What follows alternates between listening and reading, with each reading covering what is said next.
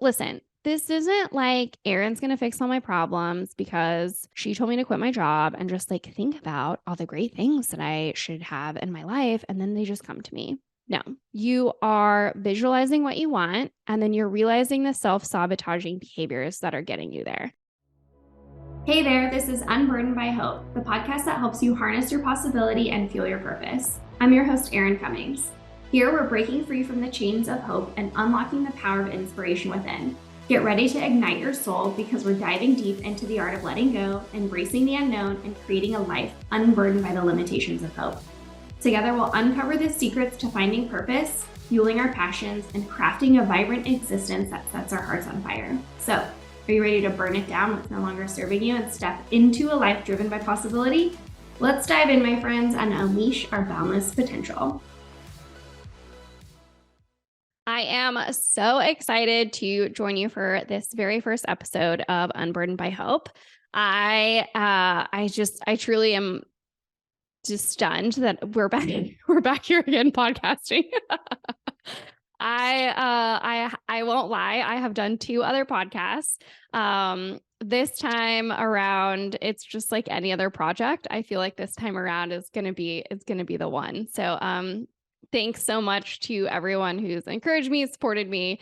Here we go. So, this podcast is loosely based on the guided journal that I wrote, The Possibility Project. You can find all the information you need in the show notes. You can also listen to our trailer episode, which is all about the book. So this podcast isn't going to specifically dig into details about the Possibility Project and the guided journal. That's definitely separate, but this podcast is going to support your journey through that if you choose to take the journey through the Possibility Project. So this podcast is really about creating intentions and to like basically tell yourself like fuck hope and like let's just get shit done instead. So as we go through podcasts, I'll kind of today is not the day, but we'll all kind of go through some of the reasons maybe why I've unburdened myself from hope. But I really think that life is about taking action instead of just waiting around. And so this podcast I'm going to tell you some stories. I'm going to tell you a little bit about my life, things that are going on, why how I came up with the intentions that I come up with weekly. And then we'll go from there. I'm big on intention setting. I'm big on setting goals. I usually set a yearly intention and then I try and have monthly intentions. And then with the Possibility Project, I really try and have weekly intentions. I think I have a little bit of a head start because in yoga, we are really big on setting intentions. So I feel like it's kind of easy. It's been ingrained in me and it got really easy to start doing this. And so I think that over time, if you start this, eventually it just will become second nature to you. So sit back, relax. These are going to be short weekly episodes. We're going to kick things off this week with all about what if something is possible. So stay tuned. So what if something is possible? I thought it would be great to just kick things off this first episode with this question. What if blank was possible? I love podcasts. I am a total podcast junkie. There are, I think, 2, if not 3 podcasts I listen to almost daily. If I don't listen to them, I get very antsy. I'm big into structure.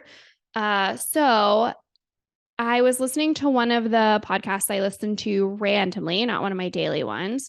It piqued my interest. It is How I Built This with Guy Raz. And he had a ton of just like freaking awesome entrepreneurs on this podcast. I am just a sucker for a good entrepreneur story. And he had Thomas Keller on recently. So if you don't know who Thomas Keller is, he is a restaurateur of a very world-renowned restaurant in Napa Valley and New York. He's a chef and restaurateur. He also has his own brand of things. So he owns a few other restaurants in Napa, but specifically the French Laundry. And then he also owns Per Se, which is in New York. And I have had the very awesome pleasure of being able to dine at French Laundry. And it's a truly incredible experience.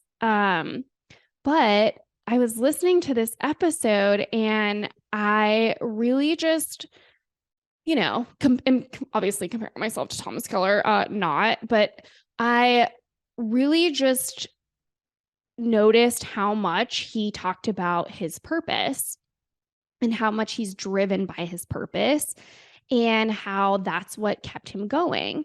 And I also, sidebar, thought it was super interesting, which I didn't realize this until I listened to the podcast. But when he purchased French Laundry and opened the restaurant, they actually opened on my birthday and it failed miserably the first night, which I think is honestly just hilarious because if you know me really well, if you like are a friend of mine and you're listening to this, or if you know me really well, you know that I have this like dark, kind of self-sabotaging sense of humor. And so I'm sure know that I find that hilarious. But yeah, as you get to know me more, you'll realize this later.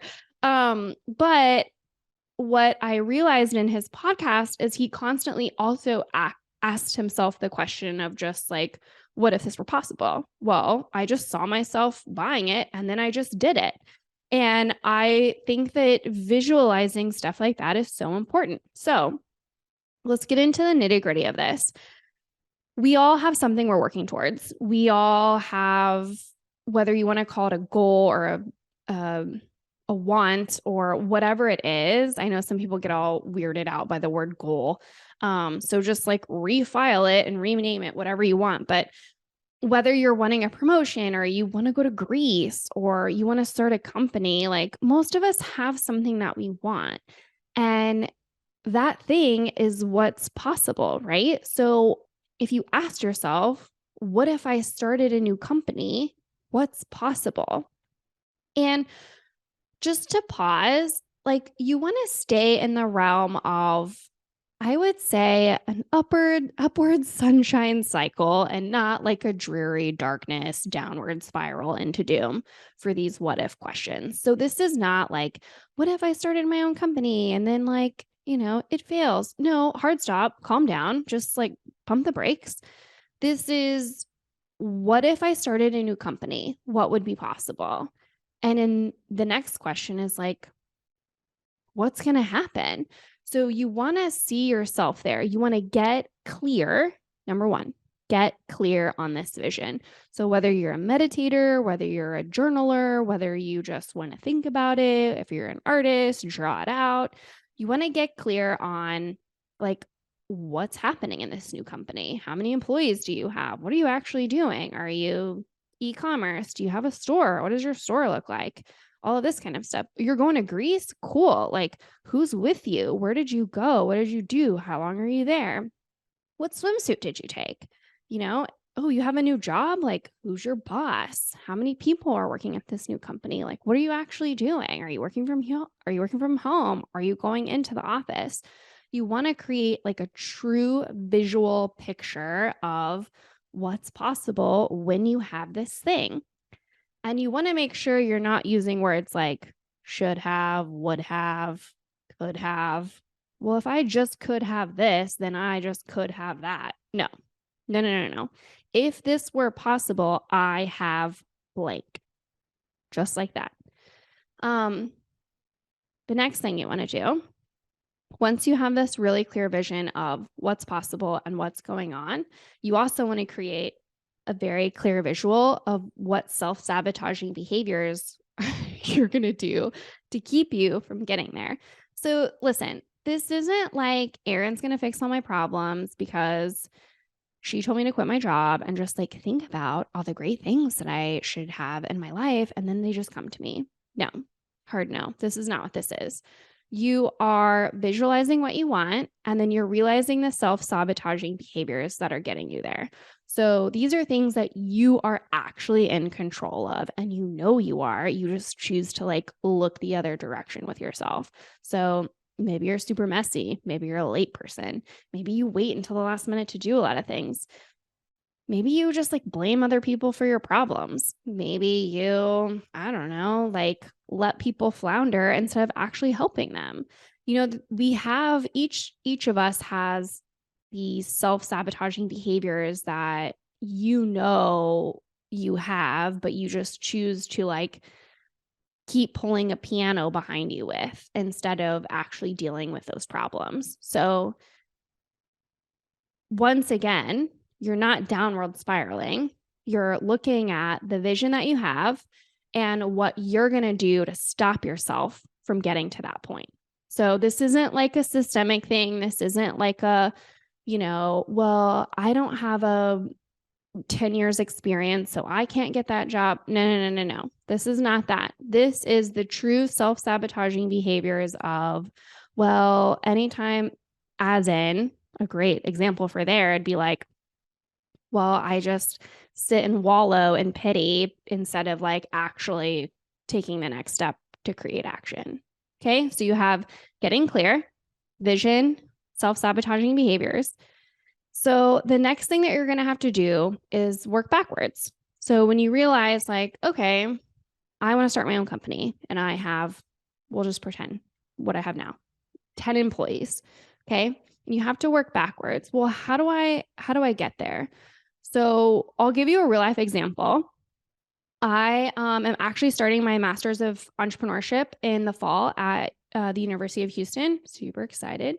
But like, that's going to be a pretty intense experience as someone who's like a mom and I work full time. And oh, by the way, I own a couple of companies and I have literally 10 employees that I manage, as well as, my other one company that I have, and I'm launching another company and I have this podcast. Like, what am I doing? But in reality, I have this saying where you have to give up something to get something. So I decided that a vision that I had was getting my master's, And I found a program that I thought really fit my life and fit what I'm up to and fit my purpose. And I realized like, okay, I can't have it all. And I don't think that anyone can have it all. I think you have to give stuff up to get what you want. And that meant this year or this summer, I decided to give up teaching yoga weekly. And it's something that I love, but right now it has to take a step back to fuel the purpose that I have, which is being part of this, which is, creating the studio in a new, better, awesome way, which means doing this entrepreneur program. So get clear your vision, get clear on self-sabotaging behaviors, and give up to get something. And then the last thing for what if something is possible is, what can you say yes to right now? Just a stepping stone, next step, a something for that thing that you're working on. So mine was, I just emailed when I said, what can I say yes to now? I just emailed the program director of the master's program, was just like, hey, like, I really want to do this. I have no idea if it's going to work with my schedule. Can we set up a call for us to talk this through and see if it's even a good fit?